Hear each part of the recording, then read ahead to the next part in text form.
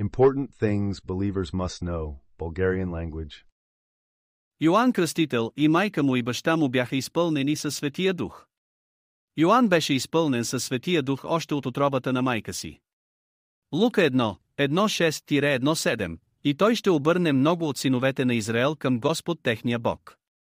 17 Той също така ще върви пред него в духа и силата на Илия, за да обърне сърцата на бащите към децата и непокорните към мъдростта на праведните, за да подготви народ, подготвен за Господа. Въпрос: вярвате ли, че могъщ човек като Йоан Кръстител би променил задачата си с Бог за Израел и би кръщавал езичниците? Не. Йоан Кръстител обяснява в 5 книги – Матей, Марко, Лука, Йоан и Деяния, че Исус е по-силен от него. Той каза, че ще кръщава с вода, а Исус ще кръщава със Святия Дух. Исус беше кръстен със Светия Дух и в същото време изпълни както физическа, така и духовна праведност. Лука 4:1 Тогава Исус, като се изпълни със Светия Дух, се върна от Йордан и беше воден от Духа в пустинята. Мария, майката на Исус, беше изпълнена с Духа в горната стая. Деяние 1:3-1:4 И като влязоха, те се качиха в горната стая, където бяха отседнали Петър, Яков, Йоан и Андрей, Филип и Тома, Вартоломей и Матей, Яков, синът на Алфей и Симон Зилот, и Юда, синът на Яков. 14 Всичките продължаваха единодушно в молитва и молба с жените и Мария, майката на Исус, и с братята му. Деяния 2:1-4 Когато денят на Петдесетница настъпи напълно, те всички бяха единодушни на едно място.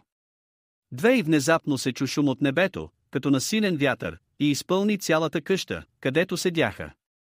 3 Тогава им се явиха разделени езици като огнени и по един седна на всеки от тях.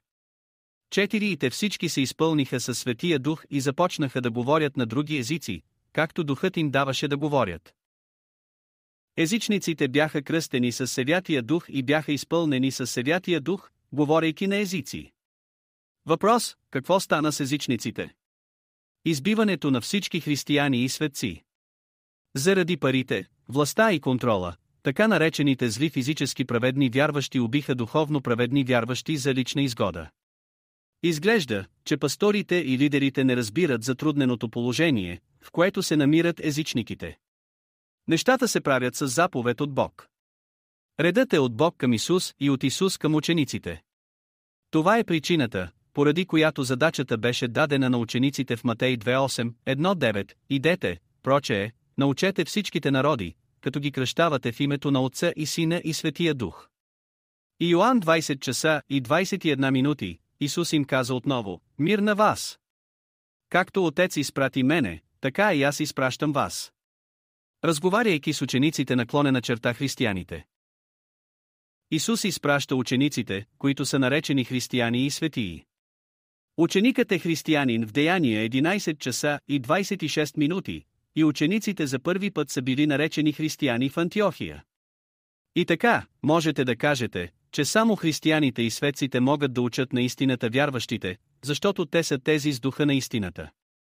Лука 8:9-1:0 Тогава учениците му го попитаха, казвайки: какво означава тази притча? 10 И той каза: на вас е дадено да знаете тайните на Божието царство, а на останалите е дадено в притчи, така че, като гледат, да не виждат, и като слушат, да не разбират. Езичниците, които са станали християни и светци, са били убити преди стотици години, е затрудненото положение. Няма кой да ги научи на истината.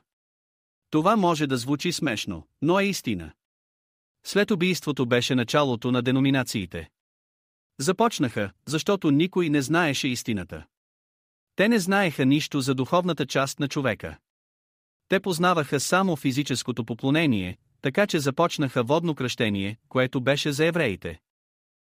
Без да знаят истината, пасторите преподават невярна информация за Йоан 3:16, защото Бог толкова възлюби света, че даде своя единороден син, за да не погине нито един, който вярва в него, но да има вечен живот. Мнозина казват, че ако получите прощението на греха и спасението, получавате вечен живот. Това не е вярно. Йоан 3:16 се отнася до Йоан 3:5. Исус отговори: истина, истина ви казвам, ако някой не се роди от вода и дух, не може да влезе в Божието царство.